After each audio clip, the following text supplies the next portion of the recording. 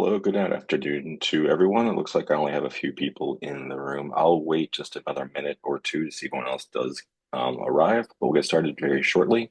If you are with me and have our studio on your machine, I'd recommend opening that up. I will also be giving a link to a virtual option.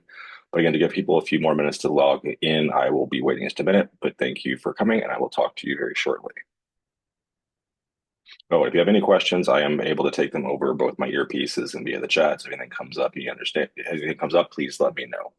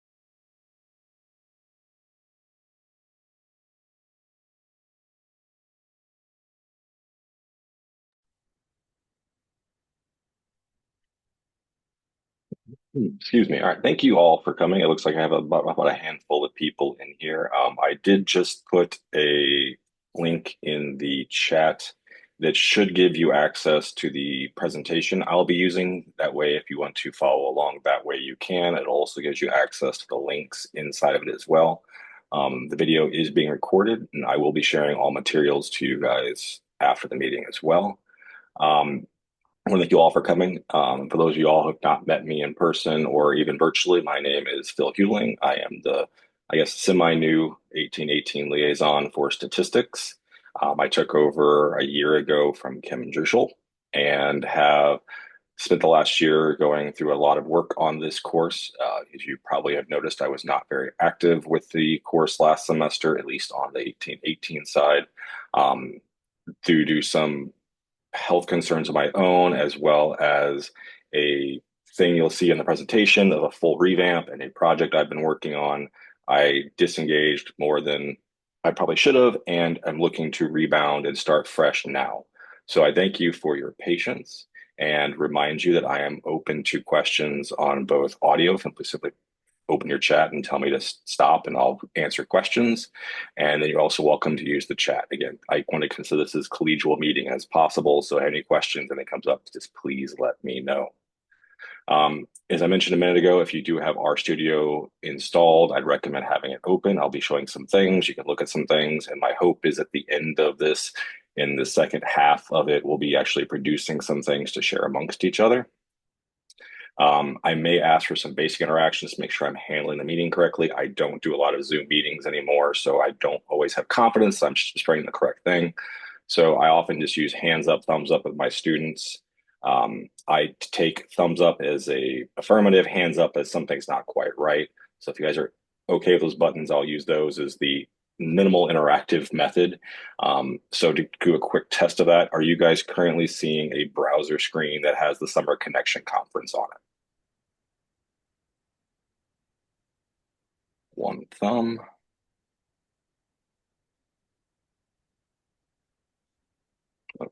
Okay, perfect. Yeah, so either on the chat or anyone else, make sure we're having the same thing. So again, I believe I have this set up correctly. I must hopefully slide over and get into my presentation, but I will be toggling between I guess it's technically not a PowerPoint, it's Google Slides, but between a PowerPoint and information both here and on our studio.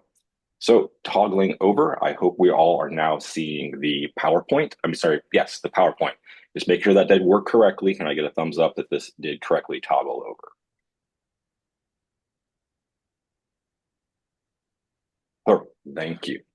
So this will be a little bit probably not expected, doesn't quite hit the description I put out, but at least the first part of it. So again, I mentioned I redesigned this course fairly significantly, at least in some context.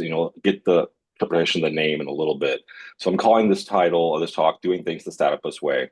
Redesigning introductory statistics course. The link here at the bottom is literally just a link to this. It's a bit self-referential, a little bit awkward mentally in my mind, but I put it there so I knew where to have it.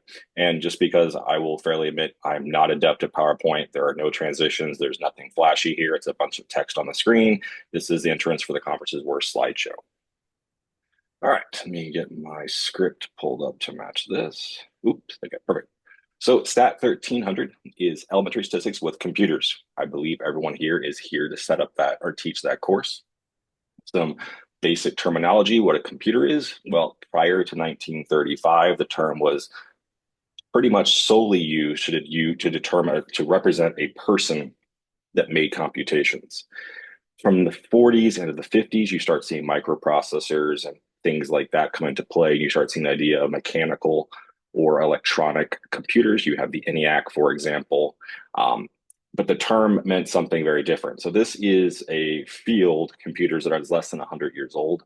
And for the math people in the room, that means this is horrifically more recent than anything we teach in our classes. Calculus has been around since at least the 1700s.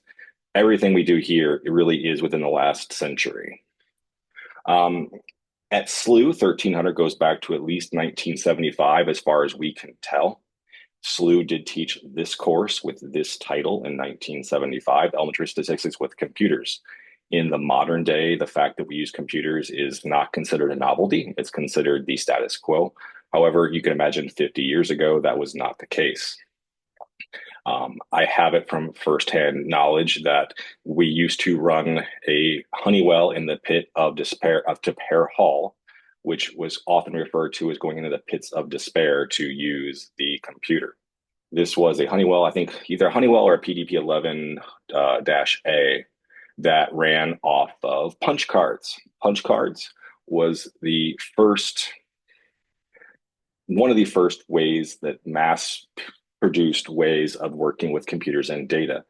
And we get into more advanced topics here in a little bit. We're talking about fancier mainframes, we're talking about AI. It's really about a matter of pushing data faster. AI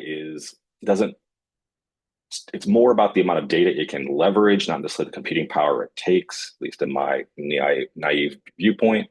So understanding the size of data and the ease of data is important. What you see on the screen is a classic punch card. It had 12 rows by 80 columns. It has 960 bits. Most machines, I believe, well, you could have it either be on or off. I believe that most would take that a open was a 1 and a closed is a 0, if I'm not mistaken. But that could be reversed. I've not checked that for a while. So in R, one histogram is about 75 kilobytes of data. That would take 625 punch cards to produce one histogram, just to getting the data contained in a histogram. Now, the above image of a punch card is about 1.09 megabytes. So of information, which is about 9,000 punch cards. And being that a punch card is 0.007 or 7/1000th of an inch wide, or deep, I guess is the correct vernacular, that means if you had 9,000 punch cards to have the data for this image, it would stack up to 63 inches tall, 5 foot 3 inches tall, stacking them not end to end, but as a book up the document. An average photo from a smartphone would take about 3 MB. That would have about 25,000 punch cards. Putting it into more bulk storage of modern situations, you can easily purchase a 1 TB micro SD card for fairly cheap online or at any store. That would be 8.3 billion punch cards. And if you were to stack them up again, not length to length, but stack them up as a book, it'd be 919 miles long. So the amount of data we're able to push through computers has just grown exponentially in the last 50 years, which has met a massive transformation of statistics as well as our world, as I'm sure we're all aware. Right. So this was computing for 70s and times like that. And then we introduced at SLU R around 2011. It's a little bit uncertain what the exact date was because it was introduced to people teaching the course, not fully adopted to about 2011. Prior to that, we were using SPSS, which used to stand for Statistical Package for the Social Sciences. It's since changed names to mean something a little bit more generic. SPSS was a program meant to give a software package for people who weren't statisticians. It was meant to be user friendly and work with people who were not in statistics. So not necessarily the social sciences per se, but anyone who wanted to do computations that wasn't a computer scientist. Now realize that this was meant to be user friendly and was still using punch cards. So it's a little bit not the same as it is today. And I'm hoping we're designing a course here that makes it a very user friendly experience. So RStudio is a main thing that we do now enjoy. We have this as an IDE, integrated development environment, if I'm not mistaken, which we will look at, and I'm hoping everyone here has seen. If you do have RStudio on your computer, I would ask that you open it up. If you don't, you can go to this link at the bottom here. You can type it in or go to it, which you should be able to quickly sign up for a free account. It should load into a screen that looks something like, oh, sorry, this. Oops, but mine has paused because I've been away for a second.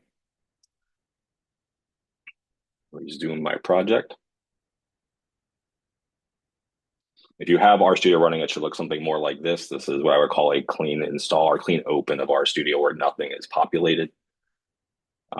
But the virtual one looks very much the same. I've just since deleted the landing splat of information here.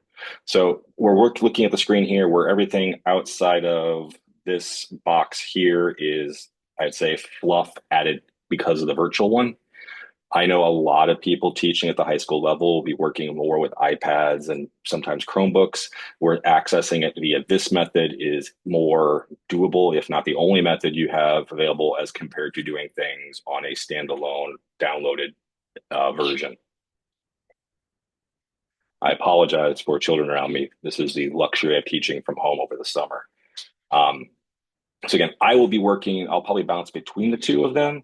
You can use them both interchangeably. There are some benefits and downsides of each. And I will show you that I've developed some materials that hopefully makes using these as easy as is possible. I know that for some people, getting information in and out of the online version has been a roadblock. So a little information about RStudio. We introduced R in 2011. RStudio 1.0, the first commercially non-beta version, did release in 2016. So this is only in the last decade that RStudio has even existed in the truest sense of the word. So when we introduced the R to the course, it was not being taught through RStudio. It was probably as being used straight from R GUI. I was not around at the time this was brought into play. And around about 2019, it was determined that there was a vast array of ways this class was being taught. And as you can imagine, when you have a course like this, we want to have at least a decent level of uniformity across the sections. I was tasked with spending, I thought would be about 2 or 3 semesters working on it. I've been doing it now since about 2019. So it started pre-pandemic and has led me up to this moment now. Um, right. The main thing we saw is that there was not a lot of consistency in the way that R was being taught. We had some people who were teaching R right out of the gate, using it every day in the classroom. Some people were using it very sporadically. Some people were using it just to check a box. And this left a lot of our partner um, departments that our class feeds into upset because some students came in with a great knowledge of how to work with this stuff, and some people came in completely clueless of how R really works. So, as this is a service class, pretty fundamentally, we wanted to make sure we had a consistent across the thing. We do have a follow-up course at SLU 2300, which is a sequel in a pretty serious sense. It's a little loose, but it's pretty much a follow-on. One thing I will mention is that once I got into this course and really started digging into it, the first realization I had, and one you likely have had your own, is that students are not used to interacting with the computer in the way that R asks you to. You're working in a command line interface. You're asked to type in commands and execute them. There's not a lot of clicking on things and dragging on things, and simply a style that is not familiar to most students. Most of you guys are used to students pulling out their cell phones and things like that. They're used to tapping on screens and clicking on things and not having to manually type in code. As you teach things initially, it's a lot of typing in code that can be really confusing and difficult for students. So we tried to bridge the gap. And I wanted to redesign some materials that really did bridge the gap between the code they needed and the ability to get it onto their machines effectively.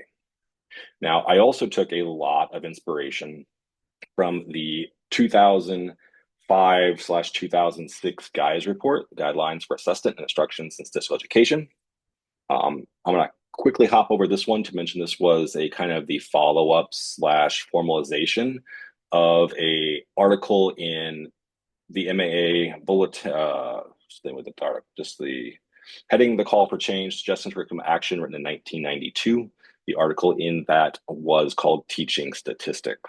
This was written by a lot of people in the field, and even in the early 90s was calling for some important redesigns of statistics, at least elementary statistic education. From that report, they had 3 main recommendations. One was emphasize statistical thinking.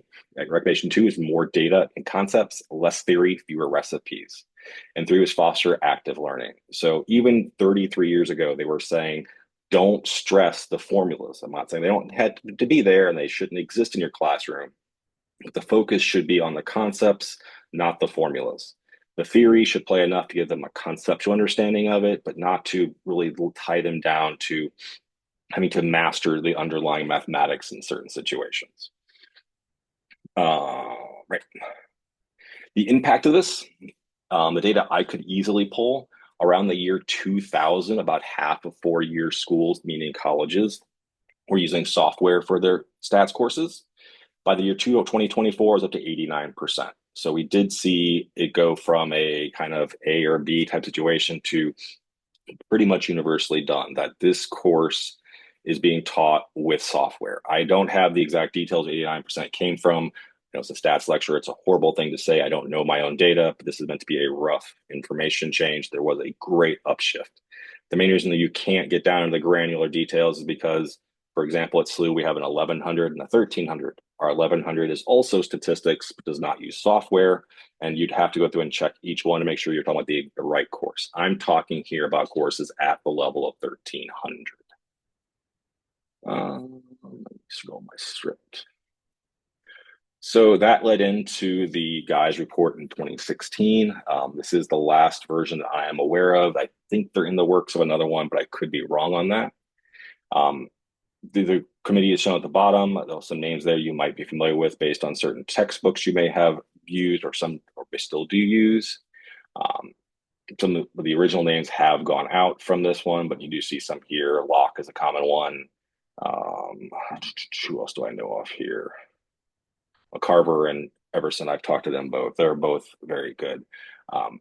So backing up just a little bit, again, these were our three things from 1992: emphasize statistical thinking, more data and concepts, less theory and fewer recipes, foster active learning.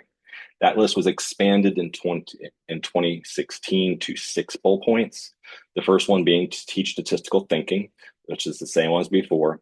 Again, they bolded this down to teach statistics and investigative process of problem solving and decision making, and give an experience with multivariable thinking.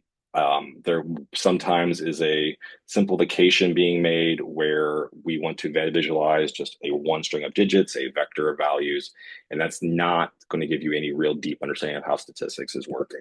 Bullet point two, similar to a point we saw before, focus on the understanding of statistics. We are not as concerned with the nitty gritty of the calculations, but more interpretation of what those numbers mean. Integrate real data with the context and purpose. This is one of my absolute one of my things I despise about modern textbooks is that they guide you through correct theory, then give you a data set that has 5x values and 5y values and ask you for a correlation. Real data is not pretty x, y, phi values where you can do it on the chalkboard. It's nice because you do it on the chalkboard, but then it's not really reasonable because it's not real world. Active learning is also important. That's why I have R open in my classrooms basically every single day, if not every single day. We use technology to explore concepts, analyze data. Again, I really use my computer nearly every class period. I know that's more difficult for some teachers in other environments, but that is being really suggested from the powers that be for at least the last decade. Use assessments to improve and evaluate student learning. The last one's universal to all teaching. We should be using our assessments to help them learn. Oops, clicking off the wrong thing. So a quick little quote just to kind of break up the information slides. Almost any course in statistics can be improved by more emphasis on data and concepts at the expense of less theory and fewer recipes. To the maximum extent feasible, automate calculations and graphics. This is written by David Moore. He was one of the people who is absolutely essential to the 1992 report. As you can see, his words here follow through all that as well. I believe this quote is part of that original package. If you're not familiar with David Moore, just a quick little thing, I would consider him one of the fathers of modern introductory statistics. He wrote one of the two books that really changed statistical teachings to be more universal than to straight statistics. The book on the left here, Statistics, Concepts, and Controversies, was meant to be a statistics book that could be used by anybody in a discipline. STEM disciplines did not need to be someone doing abstract statistics, wasn't to be a computer scientist, didn't have to be a mathematician. It was meant to be taught to everyone. And that really was not out there before that. Statistics was taught to statisticians or to maybe some parts of engineering, but it was only done within that very specific and framed viewpoint. On the right there is the book that I think officially we still are using at SLU, though that it will be going away as of January. I'll discuss that in a few minutes as well. Your textbook choice is still up to you, of course. I'm just mentioning that I do pull from a source that goes back to the 70s and goes right up through the modern day. Let me slide my things here. So, as I mentioned before, this project I started in 2019. I was trying to bridge the gap between the textbooks and the materials. One thing we found is that we had no repository of any materials that helped instructors teach the R material. The teachers had to go out and learn R, learn how to teach R the way they thought it was best, and integrate in their classroom. And that obviously is going to have a very wide array of implementations. So I started developing my own materials. You'll see some things here that I started typing out. These are PDFs that I used starting in, I guess, last fall, so fall of 24. Meant to be typing out things. The stuff you see here is pretty much a textbook, at least this portion is. There's not a lot of R code yet. Oh, if I skip to the next one, if I'm not mistaken, I should have some R code. Yes, but it did allow me to integrate R code directly. So you see here is that I have inputs and outputs of R. This was the kind of the bridge gap. This is written and done in R Markdown, technically Bookdown, I guess, that this is a way the students can see the exact code they need to run information on their computer and get the outputs from it. You'll even see things like here where we have a vector that had some null values. It spits out an A. It gives the fix. This was early iterations of things meant to show students both text about the theory, but mainly to be kind of a guide around it. I joked that when I was writing this to myself, this was not going to be a textbook. I told myself I won't write a textbook. There was no possible way I'm writing a textbook. And I believe that up until I didn't. Um, it became a real issue of having a problem with two sources. I had a textbook that I had adopted just for my own sections that I really did enjoy. I thought it was very well written, but it was taught as a traditional textbook where we go through all the material, go through the theory, and then say, here's the calculations and maybe many in sorry, doggy's going to scare me. Annie, go. Here's different outputs, SPSS, things like that. No book was written integrated with the technology. I would have them to teach a section, let's say on mean and situation you see here, and then go over and do the R code and then come back to the book. And I found very quickly, as one of you probably understand, that the second you ask a student to disengage from a source of material, you're going to lose a proportion of them. So if I'm losing 10% of students every time I switch materials, I'm without a class within just a few clicks. So I wanted to have things integrated as much as possible. And I felt that having it in one source would be beneficial. I then decided I could write the rest of the textbook in a semester, and I did an attempt at it. To show kind of the point of this mentality, we wanted to push some information.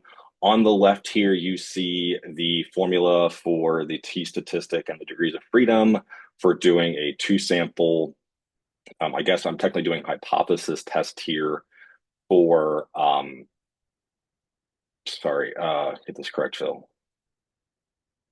Two sample mean calculations. Now, I think I have this in the next slide, if I'm not mistaken. Yes. So, for example, if you have RStudio loaded, you could copy and paste all this. I'm just going to show that here if I can. I don't think I can actually. I think I can do something real quick. Maybe I'll pull this up. I apologize if this is be looking cranky right now. I forgot I couldn't copy once I was in that mode. Sorry, 1 second. I have too many screens open. There we go. So I could send this chunk of information to my students. They could come into here. I'd have them open up a new script. They could dump it in. The first line brings in the data set. It's the data set pulled from this website, which I'll come back to in just a minute. But again, I now have data pulled from what I want them to have from one line of code saved in their computer. This is a trick I use just to simplify code and sometimes streamline code, create a copy of the data frame, and I run a t-test. Now, the key point I want to show here is I ran that and copied it in. It wasn't too much of a hassle other than the issues I have of not being able to have it open and copy and paste. I apologize for that. So I can then, let me go back to the presentation, if I can find it.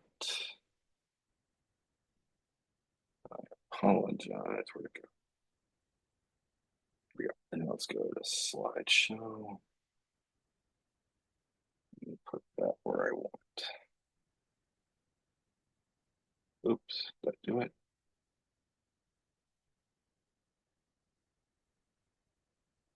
Something's not working right. I apologize. Here we go. So I would prefer them to get the data and get to a situation like this, and then have them see the degrees of freedom. For example, it pops out as 165.95.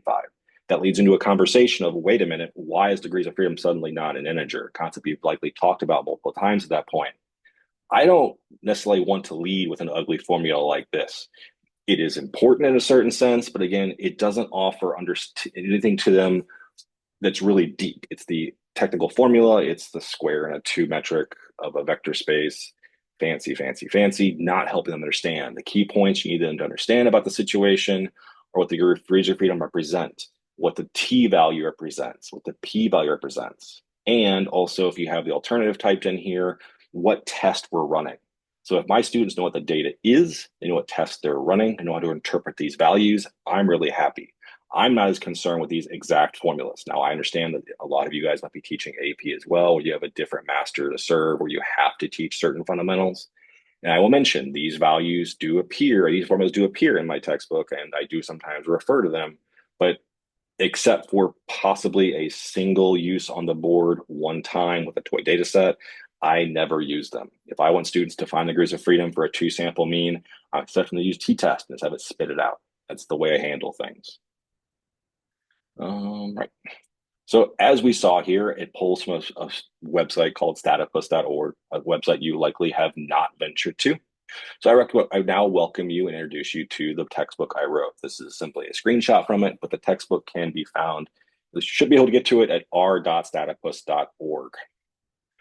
This is a landing page for chapter 3, but I'm going to toggle over and just launch into the book here. So here is the same landing page. This is my new book put out there. We were using it at SLU. This is meant to be a complete introductory statistics textbook. I will mention this is version 1.0, maybe 1.1, so there likely are many more bugs than I wish to admit. It has currently 15 chapters, although this one will be 15 will be succumbed into something else later on. It does teach a wide array. I do mention that chapters 9 and 10 are longer than most things. We'll get into the details later.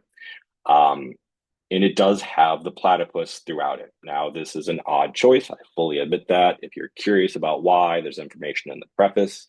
But the main reason was when I went to create a URL, I wanted something that was catchy. I didn't want to have a boring URL that couldn't be memorized. I wanted something easily found by my students because I was building a website. I wanted them to be able to get to it and not have to just memorize a god-awful long URL.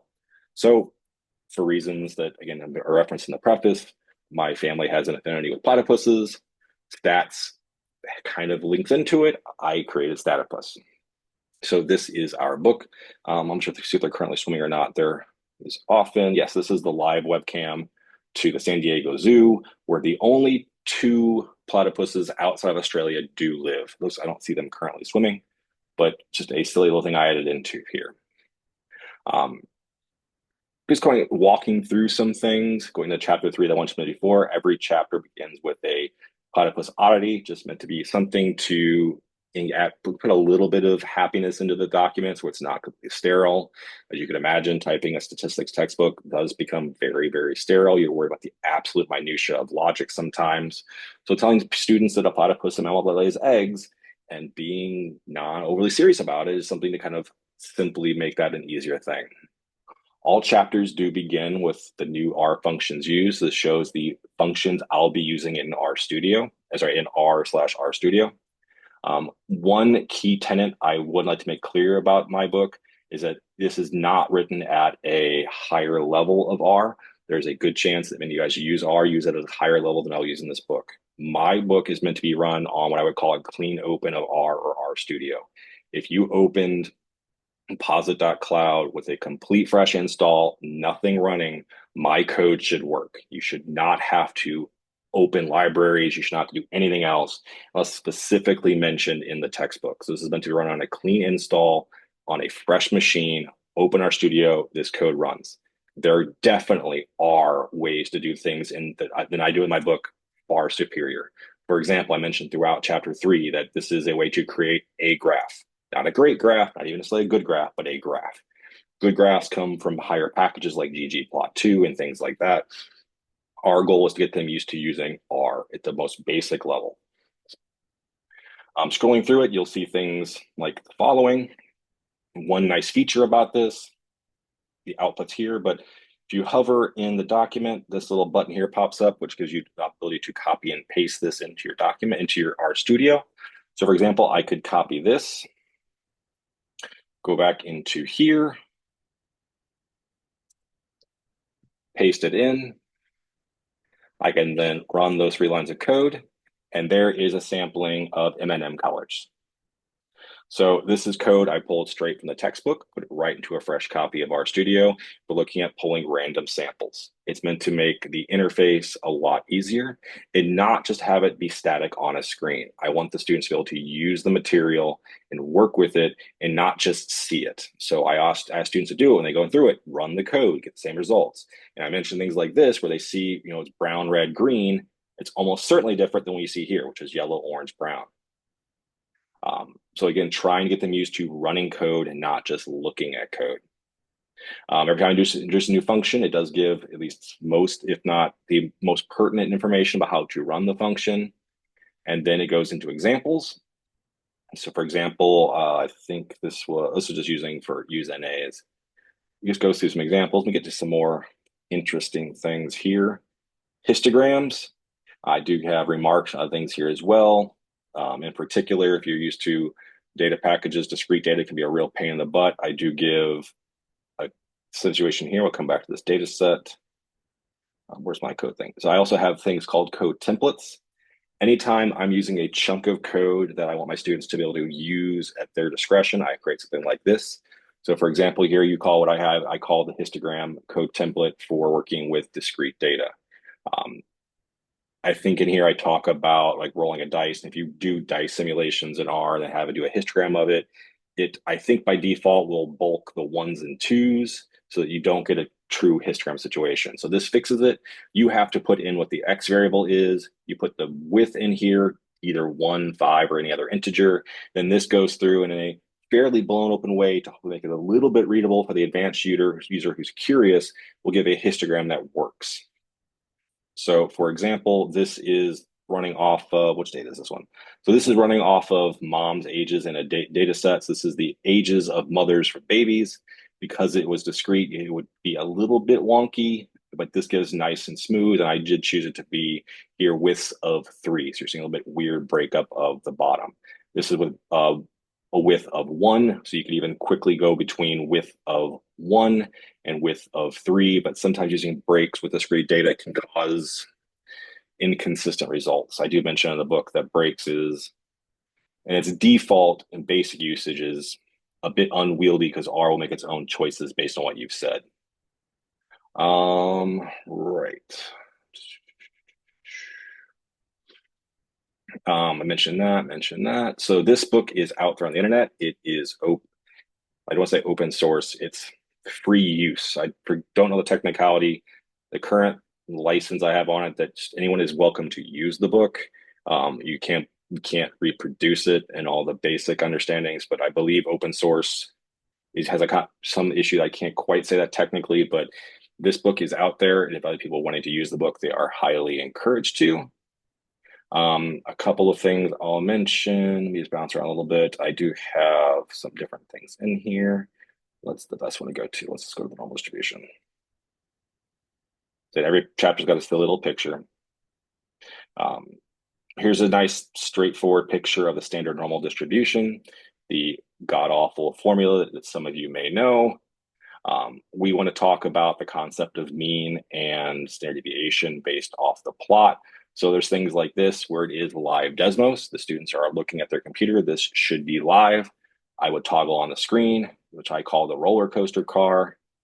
And we talk about that the mean is when the roller coaster is at the tippy top, and the tangent line are simply the line of sight of the car is horizontal. That's exactly where you're at the mean.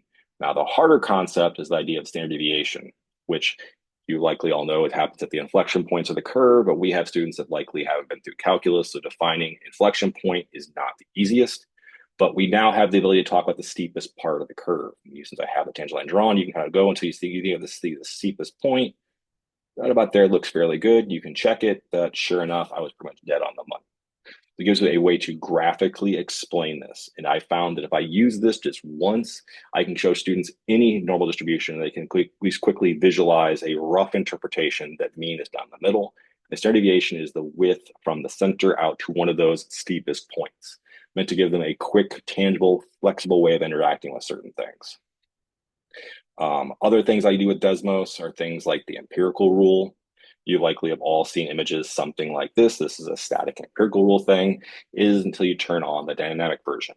Now, if you want them to understand how to use the empirical rule, you can discuss that between -1 and 1, it's about 68%. Between -2 and +2, it's about 95%. Between -3 and +3 is about 99.7%. But they can also do calculations like between -1 and +2, about 81.5%. The students who are curious, you can also turn on the more exact value that busts down into using actually higher class functions.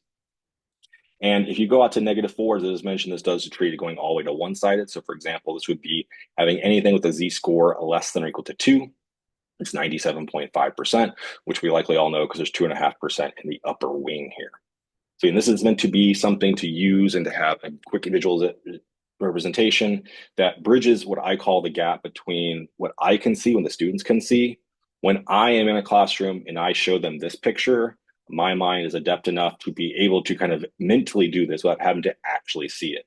My students being able to actually see it then can bridge that gap, and they can now see the same things that I'm seeing without the image. Other information in here, other useful things. Let's probably go into chapter 6. Probability functions. You'll have definitions. You'll also have, does most things like you see here. This just shows the difference between density functions and the distribution functions, which I then have a quick little visual video here. I'm not going to play this very long. I don't know how the audio is even going to work, but I do have YouTube videos. There's not tons just yet. I'm making more. Right in the textbook, no need to click out of it. This plays right inside their browser.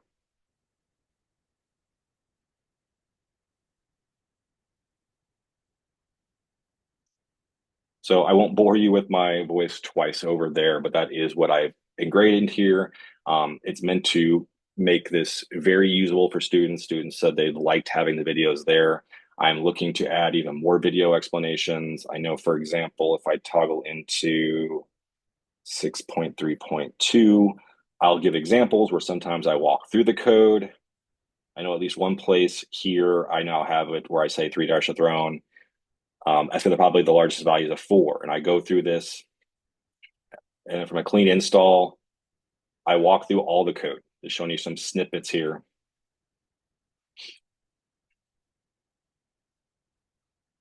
Again, just trying to mix up the way the students interact with the book, hopefully making it easier for them. I hope this is beneficial to some people. Again, I hope this will help some people in this Zoom room as well. Where am I on my script here? Did that. As I try to make my code as readable as possible, I try to name all my variables whenever possible, something that's somewhat meaningful. I'm trying to write things again in a user-friendly way, but still talking at the bare, I guess, brass of the situation. So again, a question comes up: how do we use R most effectively in our classrooms? Here's the bullet points I mentioned along the way as we talk through it. Well, pre-made R scripts is one of the easiest ways to use this. I've heard from users that sometimes it's not easy to get this to work. So I think I have this still pulled up. If not, I can cheat it. If you give the students this line of code, which again, I don't think I can steal, but I think I have it pulled up still. This host thing gets in the way every time.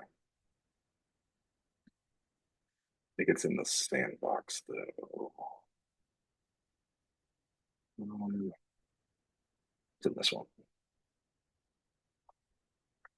Open up an existing one. I know I have this already pulled up, but if you were to put that link in there, this should take a second.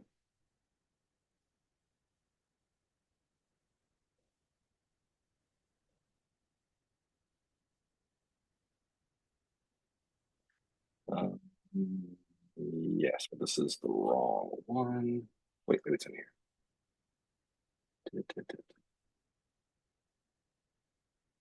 This is a different one, I guess I've put in there. I guess which one do I have out here? Chapter 1 worksheet code script.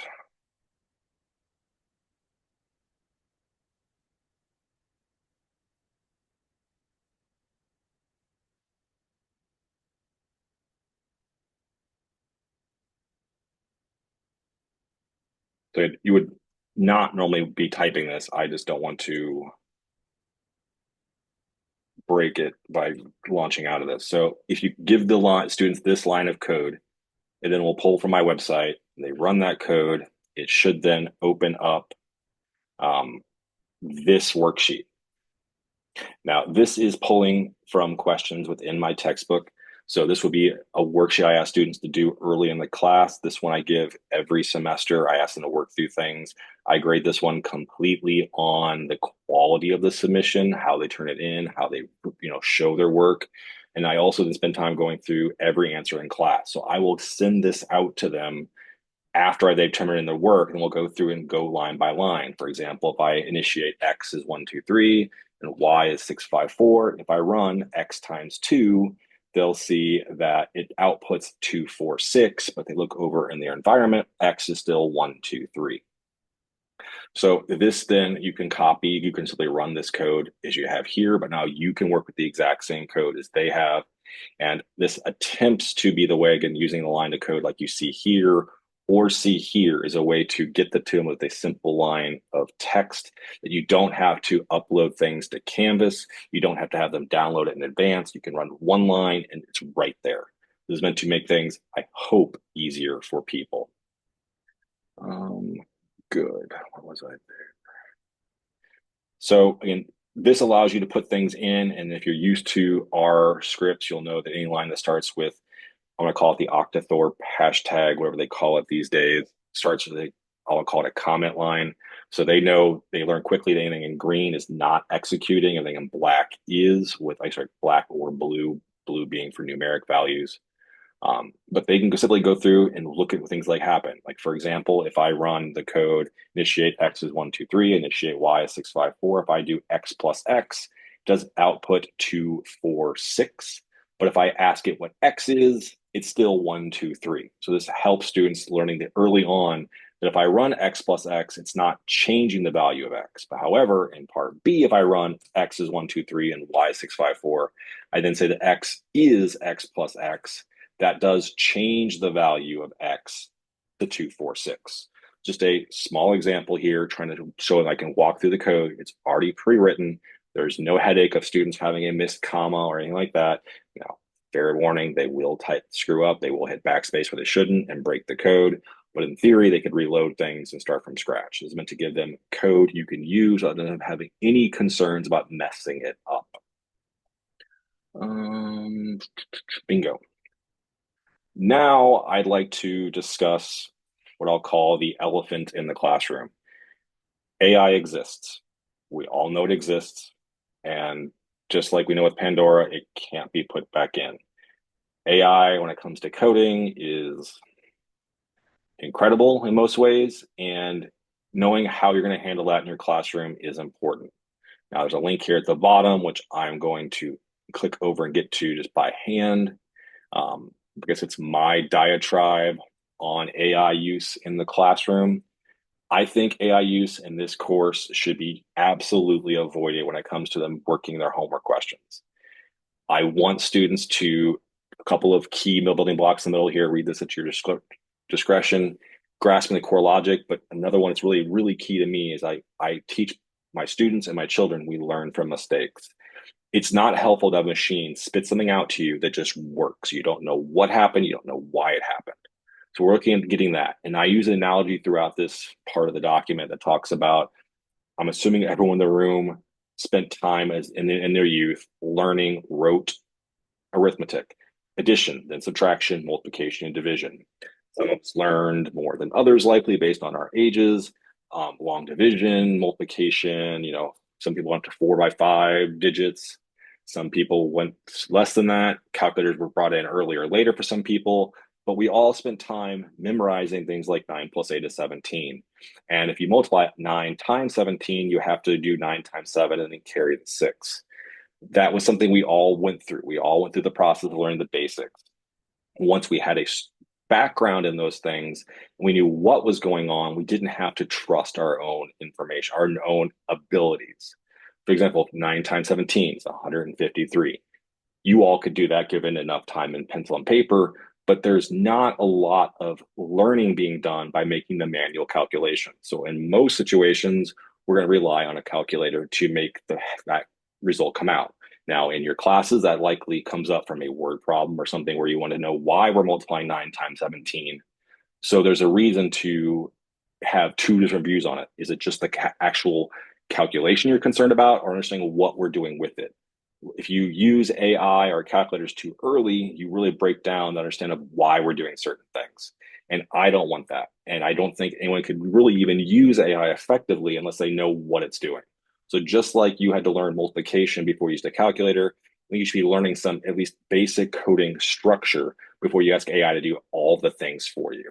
So I'm not going to spend time reading through something you're welcome to read on your own.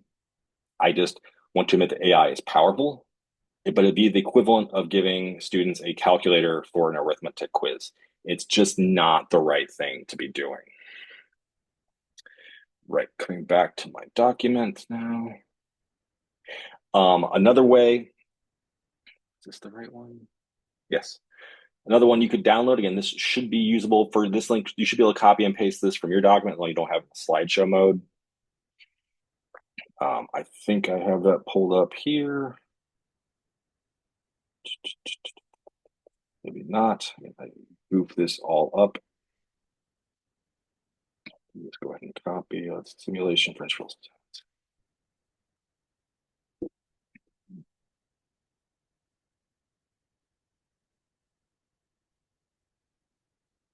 Should have had these pre-populated. I apologize. I forgot to practice this in presentation mode.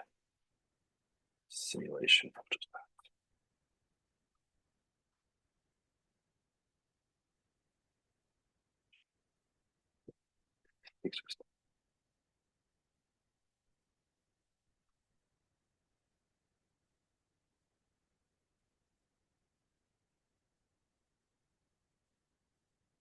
Running that. Must have mistyped something.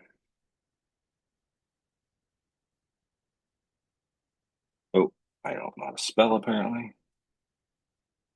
Still don't know how to do it. What am I doing wrong? Let me see if I have something broken here underneath the hood. I apologize. Give me 1 second.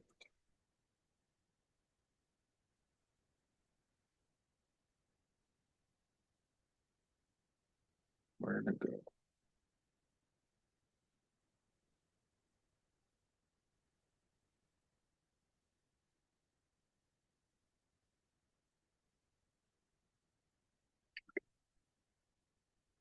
Copy.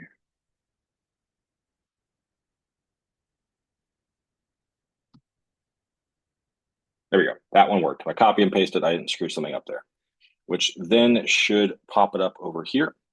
You can really click on that. And this is something I use for doing an advanced topic. If I want to use simulations to talk about inferential statistics, I guess I have a typo in the word there. That's why things are messed up.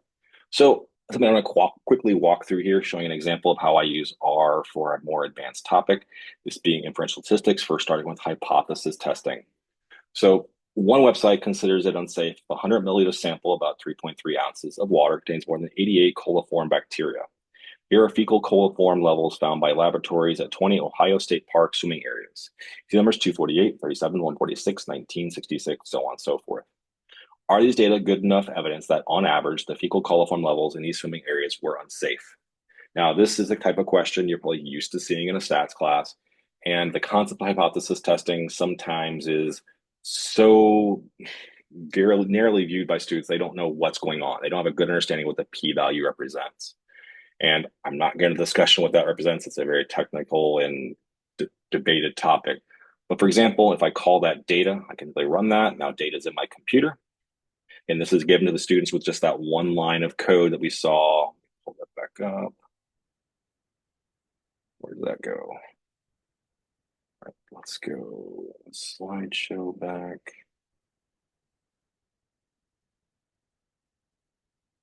Sorry.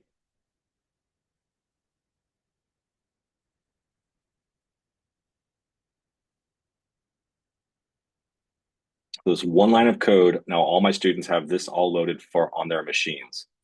I can then do things like X bar and size, standard deviation. I then put in the assumed mu value we're looking to talk about.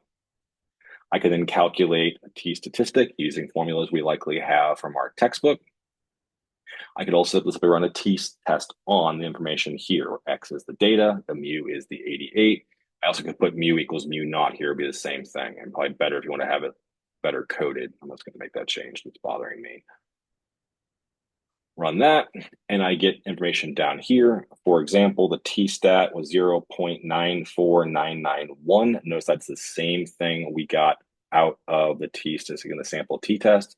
So this shows that I could either use the formulas from the textbook or the fancy formulas in R to give me more information at one click than simply using the formulas. But they get information like this, and they get different p-values of 18%. Most students aren't going to have a good grasp of what the 18% represents. So this is a quick way I go through and represent how I would do that. I tell students that we have to assume that the information is based off a distribution that has a mu of the mu naught and has a standard deviation of the standard deviation of our sample. That's the only information we have is that sample. So using a t-distribution, and RT is simply a random variable based on the t-distribution, I can create a new data set, which I called Y. Sorry, I guess I lost something here. This supposed to be size. I changed how I had this coded at one point. I apologize. I'll have this fixed before anyone else gets access, where anyone looks at it. Maybe that does run, that should be size -1 now. And if I look at the t-score now is 0.635. We know our t-statistic is 0.949. And we can ask, is the t-score bigger than the absolute value of t-statistic? The answer is no. So for the sample I just did here with this one random sample of size, I think it's 20, this one did not get something that was more extreme than the one we observed. Now, once you have a block of code like this, you could click here and do it again. That one also didn't work. You could also do it again. That one also didn't work. Each time Y is changing. However, clicking through a bunch of times is not all that enjoyable. It is nice to have this in a classroom. If you have 20 students and you run this, you should expect about 3 to 4 students that'll get a true. Most of the students can get a false. Now, you could also have them do it with a replicate command. Again, this code's given straight to them. They know that this was the block of code we just ran. Replicate does it exactly 100 times. If I do that, again, I lost the size. I apologize. I didn't update. Yeah, I got to fix the one I have on my website. I apologize. So run that. Where's the end now? So I do apologize. I have some broken code here. I will fix the version that links out, and that'll work. This will work as of tonight. I just got to fix this file on my website. So here it shows when it doesn't work, when it does work.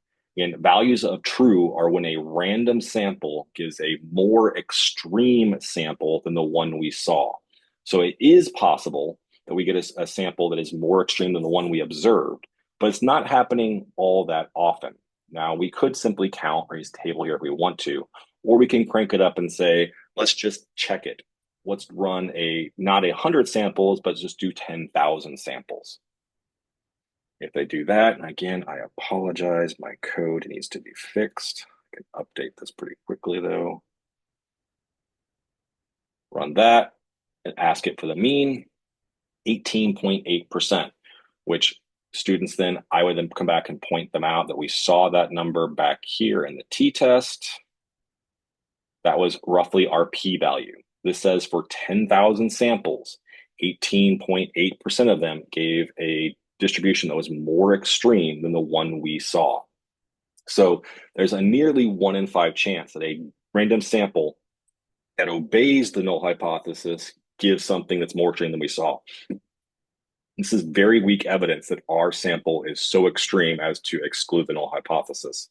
This justifies why we would not be rejecting the null hypothesis in this situation. Using the same thing, which I might have had a better version. This might not work so great, but I'll try it. I think this one I do have fixed. I use the same type of situation here, and I want to run this off of IQ scales now. So I'm going to set size to be 20. My constant will be 95%. I'll assume the mu naught or the mean of distribution is 100. Standard deviation is 15. Get a t-star value. I can then create a random sample of 20 people. I can look at their IQ. So here's the random IQs for 20 people. Most people would round their IQ either to the nearest or lowest integer value, maybe the greatest integer value. And then from here, we can use the formulas from our textbook to calculate a confidence interval lower bound and a confidence interval upper bound. I can then check if the actual assumed mu kind of under the hood is actually within that interval. So this interval, this random sample did give a confidence interval that contained the population mean. And the idea of confidence level for most students is a little bit confusing. What does it mean? Is it 95% chance it's in there? Sort of. What I can show them here is if I get 100 different samples, nearly all of them are true. If I count the number of falses, I think I see one, two. I'm quickly looking. I think I only see two falses. So 98 samples had a interval that correctly captured mu. Two of them didn't. So we get the idea. We can see that. Now, if you want to get something that's even closer, don't run 100 samples, run 10,000 samples. This creates 100,000 different samples of 20 people. How many times did it actually calculate or capture mu? 94.9%. So this gives you a way to use simulations to show them something high level that helps them there. Okay, at that point, I am talking for an hour. I am going to take a quick break and offer people a chance to get a drink, use the restroom, or something of the sort. I'll stick around. If anyone has any questions they want to ask kind of in between sessions, I do have some more to go through here still. Then I have about just a few more slides of things to show you guys. Then I'll be talking about something I'm going to ask you guys to work on in the last part of this. I'll give you guys a couple-minute break, but I'll be around to answer any questions. So I'll be coming back in about 5 minutes, so about 2:07 on my clock. Thank you.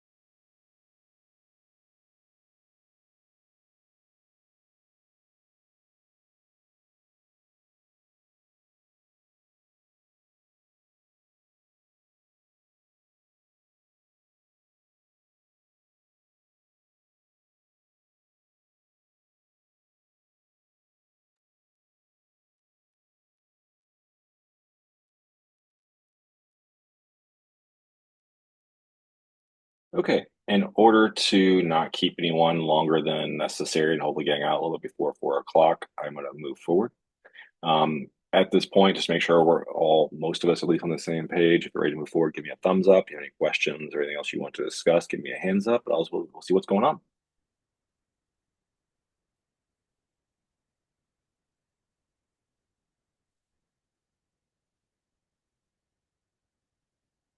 At least one thumb. Okay. At least I'm being heard, which is good. Okay. So moving forward here, again, this was all recorded. You guys can review this at a later date if necessary. A question comes up pretty quickly. Oh, I should mention over our little break, I did fix this file with the correct E. I did upload a fixed version onto the website, and that link I did just verify does link to a successfully loading and operating set of code. Most instructors I know are going to ask a simple question. Okay, well, how do I go about actually using this in the classroom and getting my students to use this in a cohesive manner? My book doesn't teach R. I don't have R. How can I do this? Well, one way is to have either prepackaged worksheets like you'll see here. There's a link for it there, which I should have open right here. This is a typed up PDF document. It gives them all the information they need to know. It asks them 5 questions from 2 different data sets. Titanic data set, and I call mini baby data 3. I think it's just baby data 3 in most of my resources now. Just an example, it does give the code they need. Because this is a PDF, you don't have the ability to use the cute little button right here, but you do have the ability to simply copy and paste straight into it. Running that one line of code will import the Titanic data set into your computer. This one would put the mini baby data 3 into your computer. You can answer the questions from here. Again, this does, I hope and I believe, bypass any issues you have with getting files onto a virtual machine like in Posit Cloud. This bypasses need to have the file on your machine. It's pulling it straight from the URL off of my website. Now, prepackaging these does take time. It does make them more, try to make them less flexible. Way I often will give out worksheets is simply like you'll see at the bottom here. This is a screenshot from my Canvas from the spring. It says, please complete exercises 9, 1, 2, 3, and 4 from Statypus. You may work groups 1 to 4 students. File should be in the PDF format. 20 points, so on and so forth. And it's due, whatever today it was, March 24th looks like.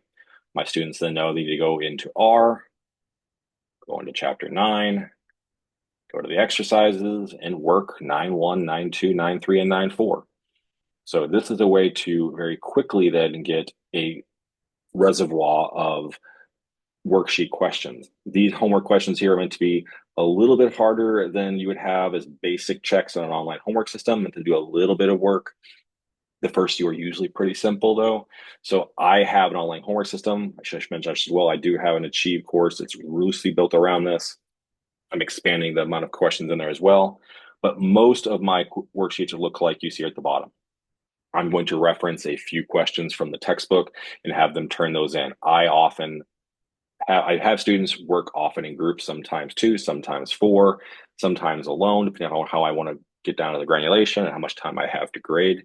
I often tell students, especially if they're working in groups, to have a shared Google Doc or something of the form. They then are asked to copy and paste in their code as well as their outputs from R, and I can go through and grade PDFs fairly quickly there. I mentioned AI a minute ago. My rule for my classroom is if you're using functions, what I call it in the 4 corners of my textbook, if you're using stuff that I've taught, it's fair game. If you can teach AI to do it the way I would do it, I won't be able to tell a difference. If you ask AI to do anything in my textbook, it's going to bust out fancy things like dplyr, ggplot2. The most obvious giveaway is the cat function, where it's actually trying to produce an output which states the words it wants for an answer. It's very easy to see when AI is being used, at least so far.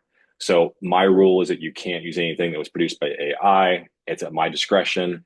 If I believe you've used AI, I can ask you to come into my office hours and explain what the code means. And I go from there. Now, the AI in your own classrooms is up to your own administrations. I can't dictate that. I'm just giving an example of how this is working out. So again, most worksheets are just a few questions. I like to have them do no later than that evening. Now I'm on a college campus, it's a little bit different. I know how that works in a high school setting. You're welcome to adapt if you want to do things like this as well. But again, I'll mention going forward, we will be asking for a decent proportion of grades for 1818 courses to be incorporating R. And that's kind of why I'm trying to build up enough materials to make that integration as easy as is possible. The way I kind of view it is that you're welcome to teach out of your normal books for most everything, and then pick some places where you want to dive in and use R. And then you can use my book just for the code of that. You can maybe use my book to actually teach certain sections of it, but then you have a repository of questions and things like that. I do have solutions for all the exercises in my book. I do not have it online because once there's a URL for it, all my students will have it. If I do have a PDF, I'm happy to mail out to you. Just contact me and I can get you a copy of it. Again, I just ask that you would never share that on anything that could easily be downloaded by a student. Worksheets are one thing. I do really believe in projects. So here are two links to the two projects I'm looking to use. At least they're roughly set up. I'll probably make some change before I fully go with them coming this semester. So I've been doing two projects in the fall term, project one and project two. I think I had them both loaded up here. Hopefully the links you have to get here, I see at least one person in the room, which is good. So this is the first project I give to students. Now, the difference for me between a project and a worksheet is a worksheet something I give to you on Monday, and it's due no later than Wednesday before class. It's the longest you're going to get, it's 2 days.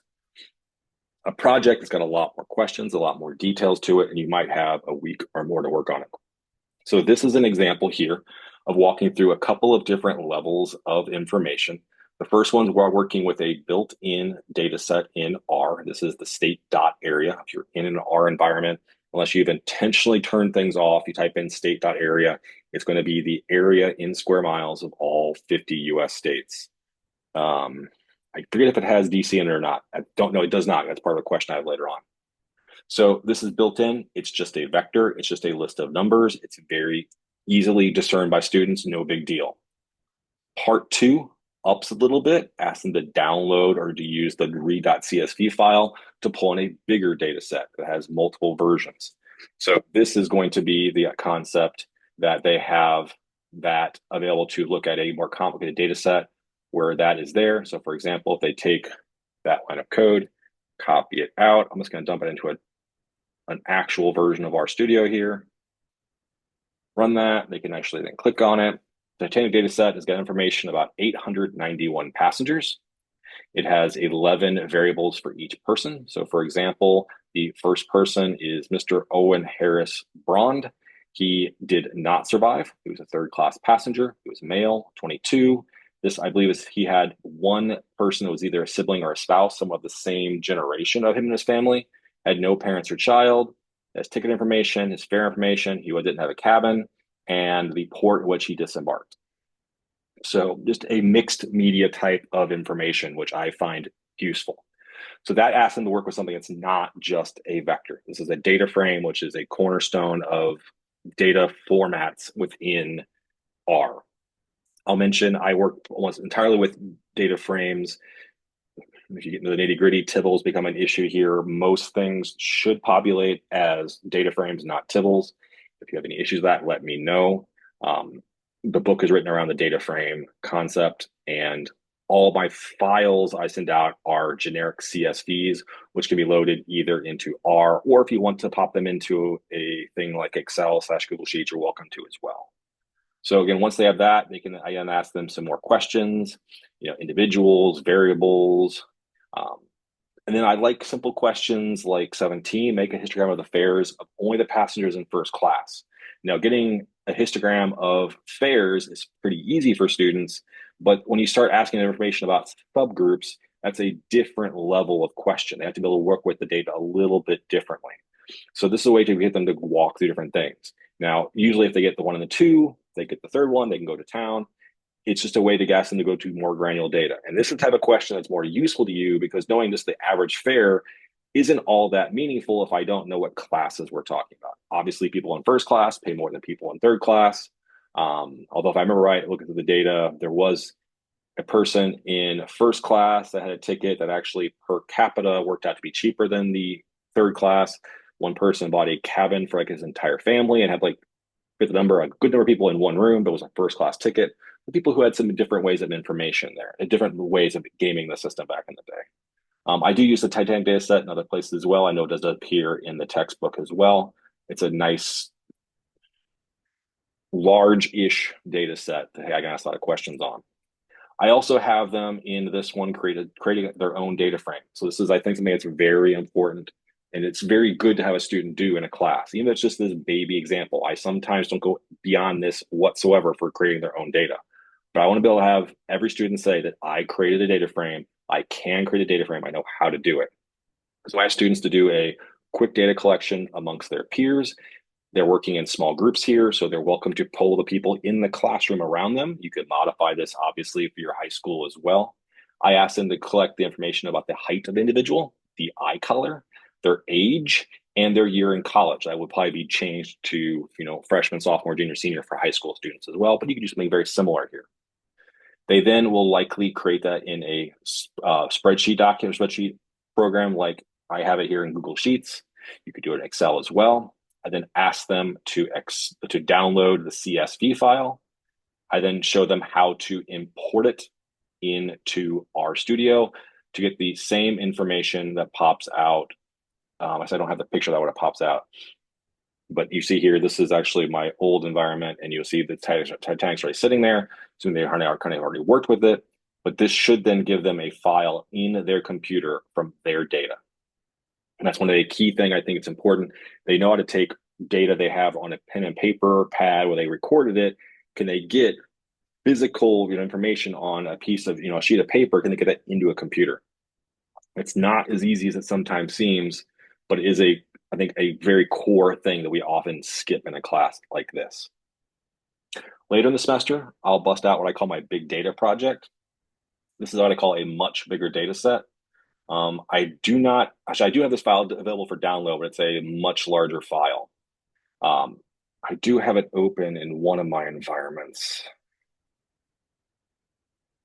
I think it's in this one. No. Give me 1 second, I will find it.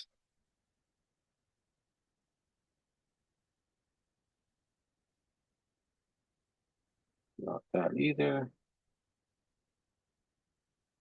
All right, we'll do this the easy way. I'll just do what I told myself to do.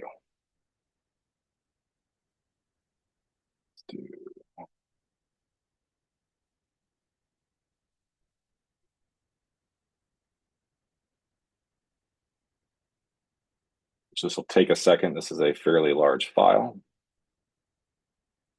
I apologize. Let's give the computer a second.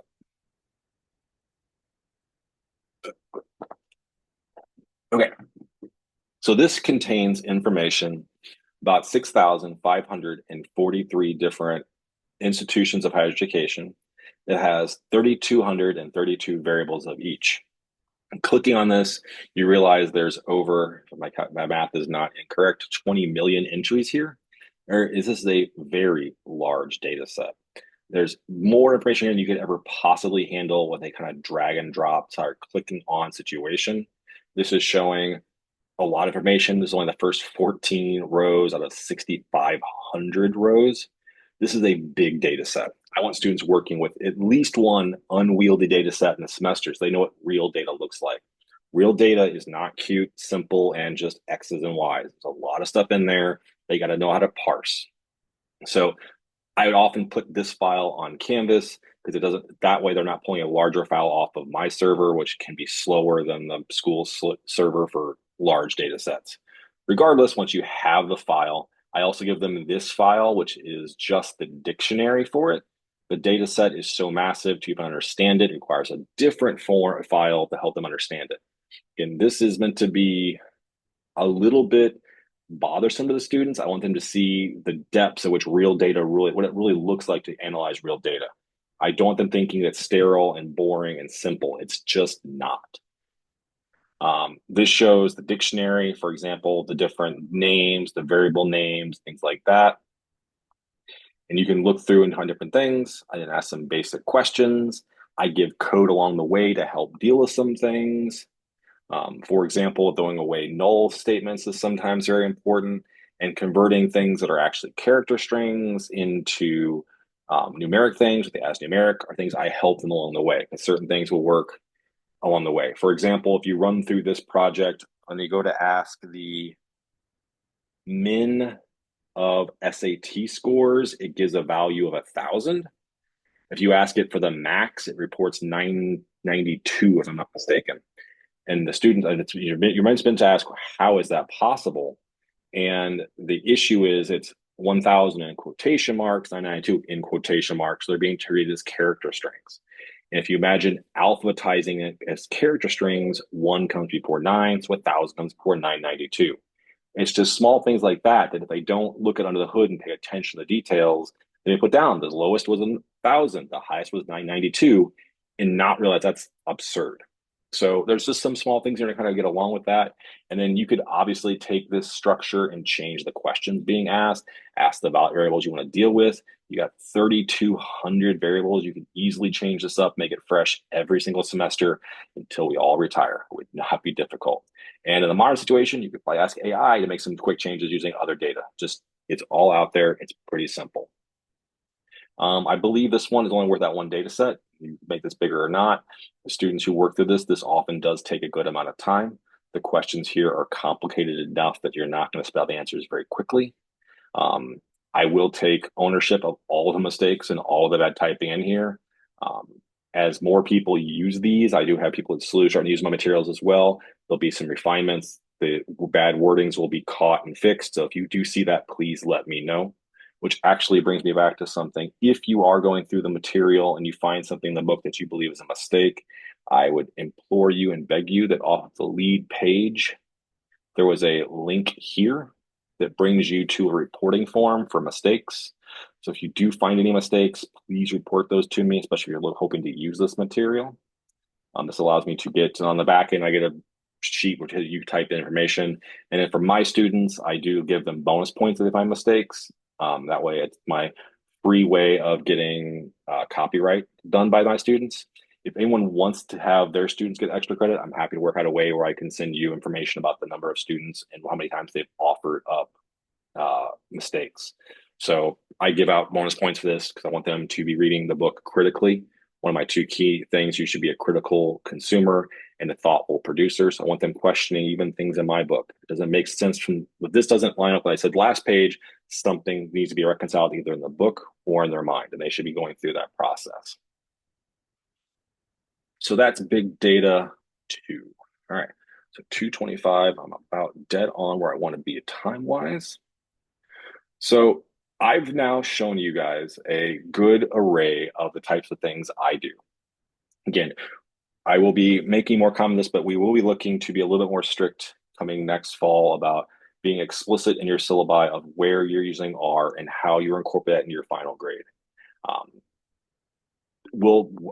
I'll be working with people. I'm not trying to run anyone out of the program, but we are going to definitely make sure that we're using R in a little bit more of a consistent manner. It shouldn't be one worksheet a semester. It should be used more throughout the course.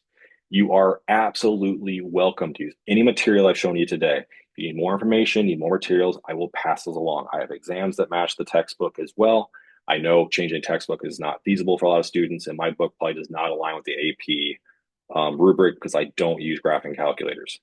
But if you want to have certain portions of your course taught through R and to use it more computer-based, I'd be happy to have that. We'll have a conversation with you to have how to do that with you more.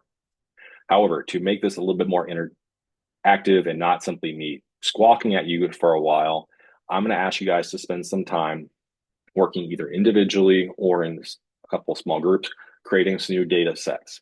Now, on the screen, I have links. This is also in the PowerPoint you guys have.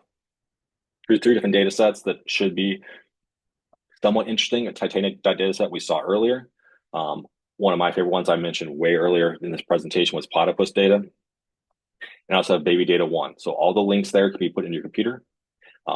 My goal for you guys over the next, let's say 40 minutes or so, it would be to try to create questions that go beyond the simple, what is the mean of this variable? I want questions that are a little bit more nuanced than that and really try to ask students to go one step or so beyond that. The goal here is that I don't want you guys to have to recreate and produce all your own worksheets. I don't want to do the same thing. I've done a lot of the legwork at this point here, but amongst my colleagues at SLU, we share information. If I write a quiz, I share it with everyone else. If they write something, they share it with me. So I'm opening it up to the 1818 now as well and saying, can you guys create a few questions that are interesting here? Now, what interesting question means, I don't know. That's really up to you. I'd love to see questions that I've never thought of. Um, you're welcome to use code from within my textbook. I'll be hanging out here working with you as you see fit to kind of go through it. But again, I really am trying to push people to think about questions.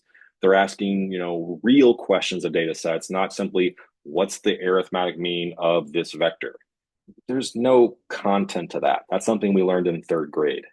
Now, if I ask how the mean of things compares between the genders of people in Titanic, that's different. Did men pay more than women? Did women survive at a higher rate than men? Things like that. Now, some of those questions I already have written. That's why they came off the top of my head. But I just want you guys to start thinking about your own questions and thinking about how you would teach it. Um, so with that being said, I think I still have a few people in the room, three people. Looks like I have Megan, Joe, and Tracy. The other people did let me know in advance they couldn't stay all the time, which is fine. If anyone here needs to leave, that's also fine as well. But again, I'm just going to ask you guys to take some time. This small of a group, I'm not going to do a breakout room unless you really ask me to. I think three people could work as a group if that all works for everyone else. If anyone wants to work alone, they're welcome to turn off their volume and work alone. But I asked you to take some time and create a couple of different questions. If you have other questions you have of me, now is a good time to ask as well. We'll come back, let's just say at 3 o'clock. I'll be here the entire time, make that clear. Unless I have to go deal with my children. To go through this information, then I will not share any information, any questions you give me unless I get your permission. But any you do create, I'd be happy to post on my website. That way you can simply link out to it as well. And as I also mentioned here, if you have any data sets you like using, I'm happy to share it or post it on my website. So you could have a link like one of you see here, where you could have it into your students' iPads instantly. I can't snap. Any questions of me before I hope you guys can get to working here?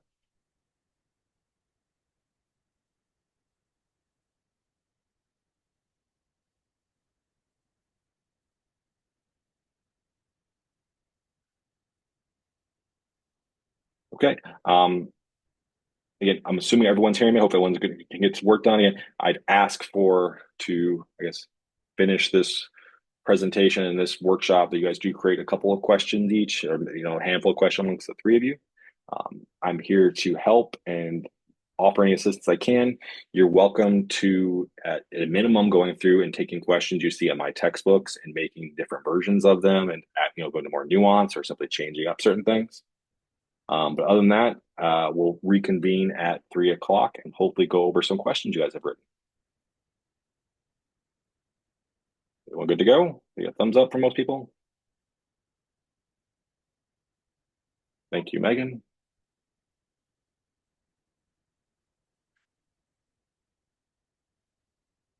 Thank you, Tracy. Let's see. Let me see if I can create a breakout. And thank you, Joe. Okay. Breakout rooms.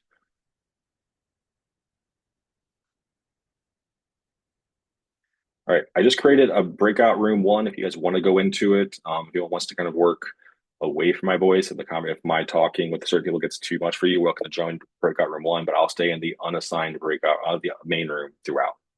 Thank you guys.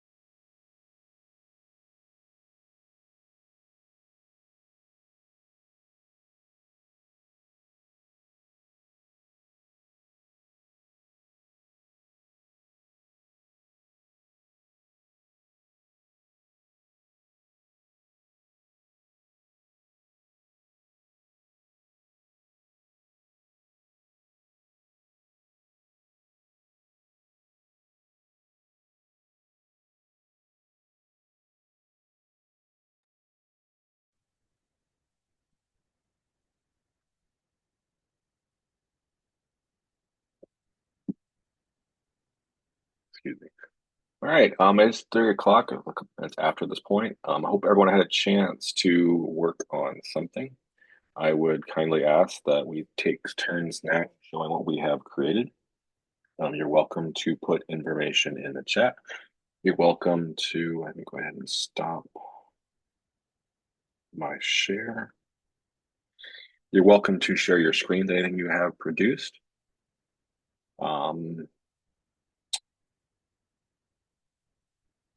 Or any other such. So again, ask. Hopefully, everyone has at least something to share. I'd like to be able to report back that we actually produced something during this situation. So if anyone wants to share their screen or share any information they have created, I'd love. And again, if you're welcome to share the information with the group, I'd be happy to post or share anything or hosting on my service. So. I did just some basic work. I've just, to be honest, haven't had enough time to really delve into the R Studio, but looking at your book, I think that's going to be vital for my understanding because that's just been, I teach a lot of classes, so having a lot of time to focus on it has been my struggle. So it's really user friendly. So I'm definitely going to be able to pick stuff out of there and like throw it right in, feel confident that I can tell the kids, read this, and you'll be able to get it. Even if I don't, they're better at that. So I was just looking at the baby data and looking at, which I realized it was a small data after I started doing stuff with normal. But one thing I feel like they struggle with is seeing that the two tails are like the same Mhm. uh, with the how far away they are from the norm. So I was looking at, what's the top 10%? And then like, could you type that then a different way on using like the lower tail? So having to change the percentiles on either end of that so they would recognize that that's going to give you that same kind of result as far as what you're looking for. And then I was trying to figure out a way to do like a comparison, and I was looking at the ages of men and women, like likelihood of being over 30 for both, but then the males came back NA, and I realized in the data set it's because there were some that were NA, which I think is a valid question still then that they recognize what that means and why they would get that result. Mhm. Um, and then I thought you could also like with the correlation looking between like mother's age and gestational, those kinds of things, you could do some linear regression type stuff with that too. Sure. You mentioned the just the normality of, I think you're talking about the weight data. What data were you looking at when you were doing the normal calculations? Normal, I was just looking at their ages. Okay. Um, just to mention something, showing something, where did I put that? If you dig into chapter 14 of the one, I am not good at hosting Zoom. I apologize. Where'd it go? I think it's sharing now. This is in chapter 14. This is the new QQ analysis, normality calculation test of baby data one, the one you're actually mentioning. And this Mm-hmm. is a good one to show how real data often won't have normality. So you're talking about how many, the things data don't have that. This is a fairly small data set. You see this little tail here. And it's a great thing. I've used this a couple of times. You ask students, and this is one of my times I really make students take time and like have dull or have empty conversations for a second, make them think. We can explain this because there's premature gay babies in the data set. So this is the fact that we can have a baby that's really below average because they're premature, but we typically don't have babies that are huge anymore because once a baby gets so large, doctors often will go in and take more extreme measures to get the baby out. If you're curious about that kind of thing, that is covered in chapter 14. I haven't written out all the details of it, but I did go into the testing for normality. I do have baby data three in here. Is that? That's baby data two, maybe. Maybe data three is a huge data set, though. This, I think, is baby data two. Yeah, it's baby data two. I have baby data three, which is like 100,000 data points. So yeah, so that's some great insight there. I do appreciate that. And again, I do hope that the materials that I'm sharing are helpful. If anything you guys definitely need in the classroom, please let me know. I'm definitely willing to work around what's best for what you guys need in a situation. Wait, I need to stop the share. Again, I am not good at hosting Zooms. I apologize. Um, But if you wouldn't mind, Megan, if you could send that to me, and if I'm happy to put those into the textbook in the right appropriate places. You can shoot me an email or any other way you want to do it. Nothing else. The questions you have, I can have typed up, put in the book, and you can assign them to your students. Perfect. Thanks. You're welcome.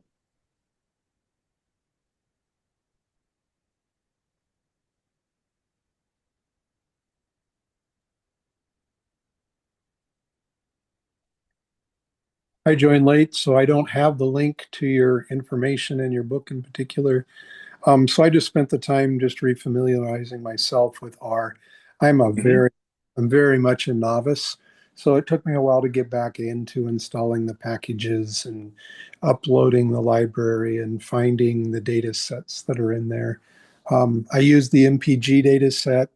It's one I've used before, so I thought it would help kind of prime the pump a little bit.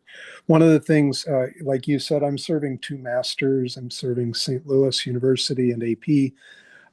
So one of the beginning things that we do is compare two data sets. So I think that we could do that easily with the MPG data set and talk about um, do cars that have front wheel drive, compare the distribution of miles, city miles per gallon or highway miles per gallon for the different kinds of cars, and then use R to analyze that. So that's kind of what I spent. Um, so what information can I get to you quickly, Joe? Is it the link to the presentation, or what can I get to you quickly? The link to the presentation, I think, will get me the link to your book that will be very Okay. helpful. So the book is simply r.statypus.org in a web browser.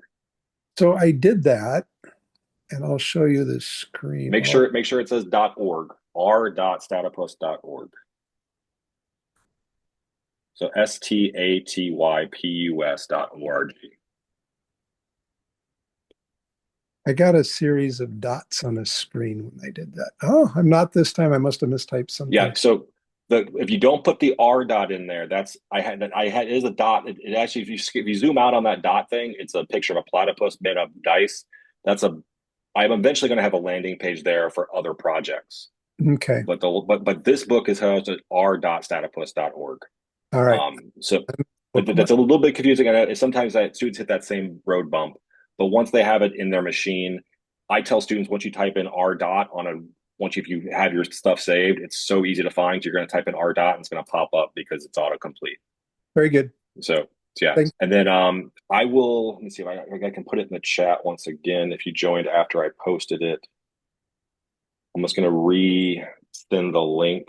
There we go to the Thank presentation. That way you have access to all the links and things I used. The Sure. one file I did use during the presentation, the way I did have gummed up, I have fixed. And I would mention when it comes to packages, I use as few packages as possible throughout the material in my textbook. If Hmm. I do use packages, I specifically mention them. Um, the few packages I do use are mainly for data sets. Okay. Um, I use HIST data a little bit, but most data I try to have locally hosted on my own server. That way I have control over it. Hmm. Um, for people working at the high school level and teaching other textbooks, a package that might be useful for you is the BSDA package. I do mention this at the end of that'd be chapter, well, it might be 9 and 10 of my textbooks. That would give you, because R does not natively like to work with only summarized data. It wants the actual data points, not just the mean and the standard deviation. Right. And there's even some calculations. For example, doing a two sample test that's non-paired, you can't do it just from summaries because the standard deviation of the difference vector is not the difference of the standard deviations. Hmm. So but all the information there about packages is in there. And I understand everyone has a learning curve, but I do have, I think it's section 1.8, maybe it's 1.9 now, is about loading packages. But again, everything is meant to be written in my book that you can get a brand new environment. If someone just signed, the main reason I do this is if you use Posit Cloud, I've had so many students say, "Oh, I have like 4 accounts because I keep forgetting how to log in." I want it to work on a brand new install a brand new open install of that. Packages are great. I just avoid them, and I would recommend you kind of think about that if you're going to use them because students will forget to have it downloaded. So I try to avoid packages at all costs, at least at the freshman level where I teach. I'm assuming it's similar at the college as at the high school level. I also teach our advanced stats, and there I kind of expect the students to kind of be able to hold on to packages and be able to use dplyr and things like that. But this course is definitely written along the lines of trying to get them to use things where they can open up a brand new version of R in RStudio and have things work. But thank you for input, Joe. Any other questions or comments?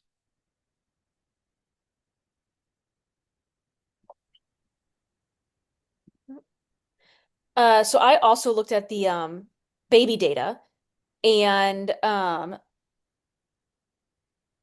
let's see here. I was looking at like the mom's age compared to the dad's age. And Mm-hmm. first looked at just like the average mom's age and the average dad's age and did like a t-test on that, looking at like what's going on with the mean age. And then I, with some help from the internet, like made a mean difference.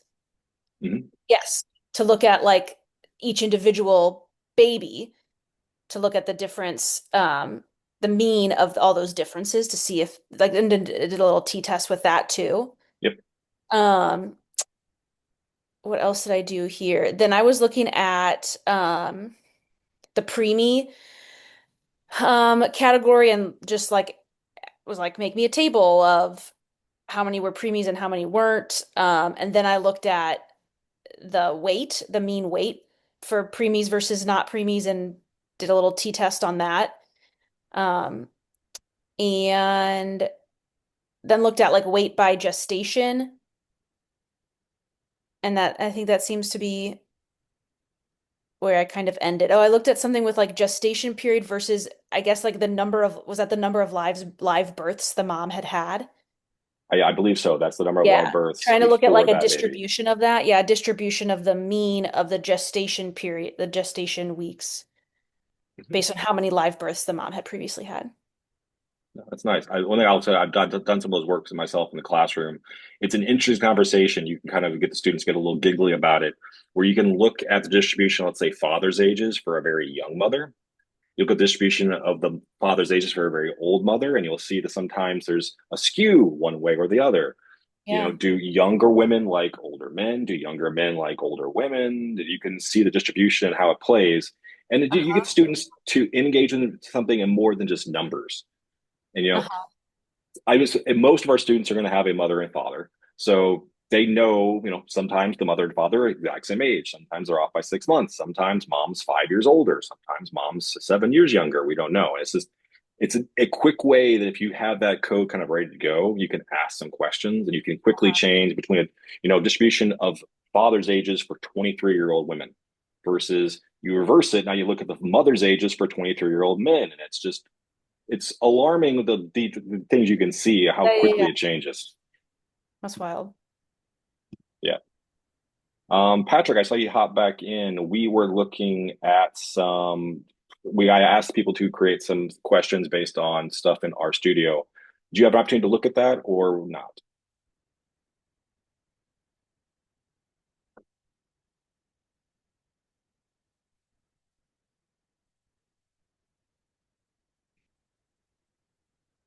Not sure Patrick's hearing us. Okay, thank you, Patrick.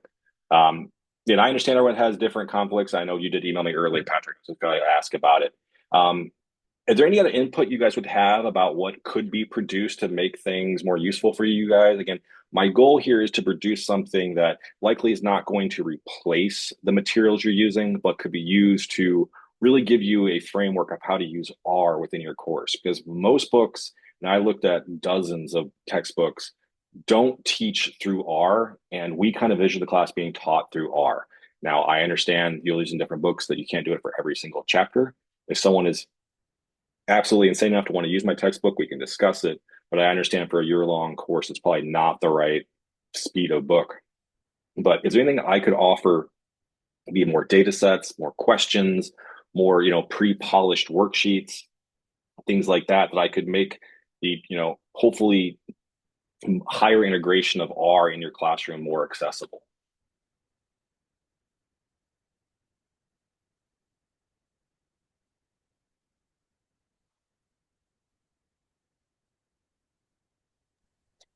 Is there a quick way to find some of those worksheets that, like, there was one in your slideshow, I think, but like to find more of them? Is that somewhere easy to find?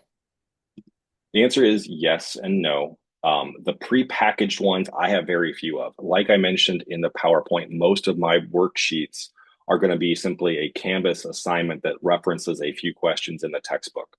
So rather than having pre-packaged worksheets, I simply have a whole swath of questions on the website, and I can simply then reference the questions in a Canvas document.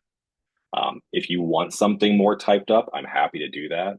But again, that's how I've handled it. I have created a few to kind of go a little more cleaned up, but I found it easier to simply post questions on the website and then simply link out to them off of something. And to follow up on that, I'll mention again, I did say, I guess I can show you guys if I have it pulled up here. Where is that at?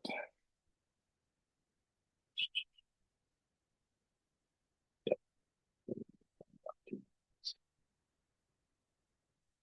Really bad at Zoom. I apologize. Where did you all go?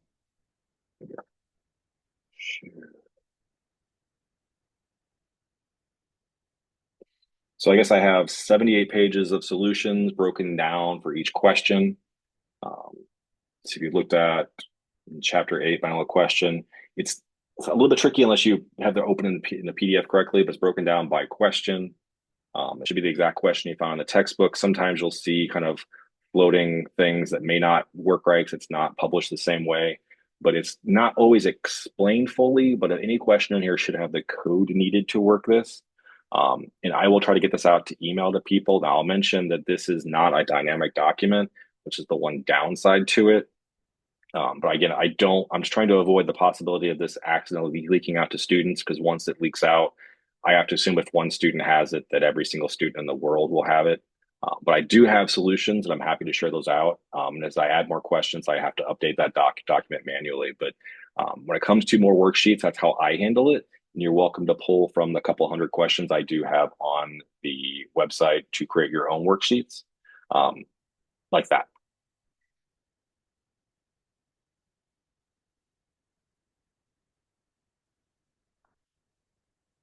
Again, I really don't want to keep you guys all the way to 4 o'clock unless we absolutely end up having a great conversation until then. Just to kind of wrap things up, is any other comments from any of the people in the room about anything I can do to help move forward, and you expect to hear from me to try to visit, I'll probably try to visit every instructor this year, whether it be in the fall or the spring, in hoping to push to having more integration of R in the classroom. But I'm really trying to give as many tools to make that a seamless transition for you. As Megan was mentioning, I'm trying to give you a resource you can say, well, if I don't want to worry about it, I got my students just go learn, correlation from my chapter 5 and just have them learn that would be one bubble of something in the coding language. Something like that would be definitely fine in my mind. Again, I know you're all having to serve at least 2 masters, if not more. But any other things I could offer or do or changes to make things more usable for you guys?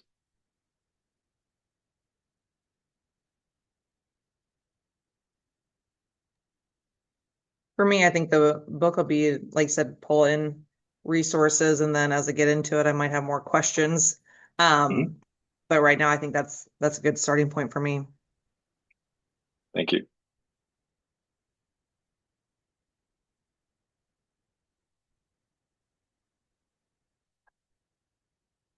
Okay, well, I think everyone has my contact information. If not, it's on the website and other places.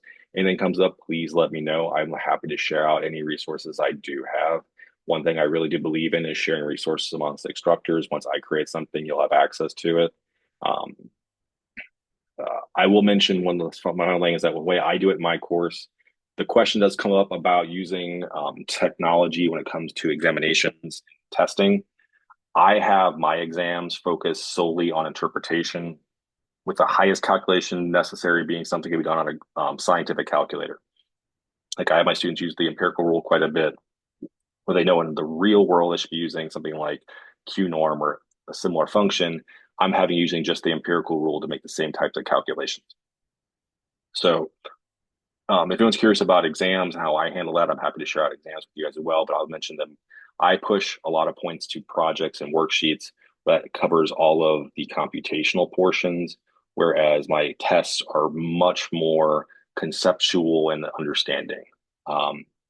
With that being said, I'll hang around until everyone else has left. This recording, I will not personally be sharing it, but I'll be sharing it with the 1818. I think they're going to put that on the website for everyone to see.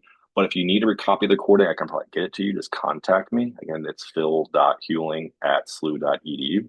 But other than that, I do thank you for all that came. And if you guys could share anything you do have with me via email, that'd be great. Other than that, thank you guys for coming, and I hope to see you and talk to you all soon. Great. Thank you. You're welcome.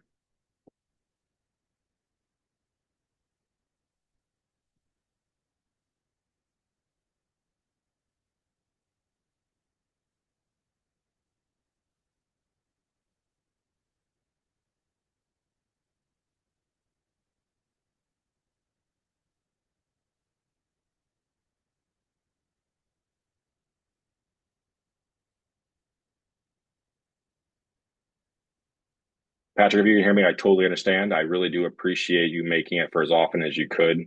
If you have any questions or anything you want to talk about, just please feel to reach out, and I'm happy to have a conversation with you further. But again, thank you for attending as much as you could.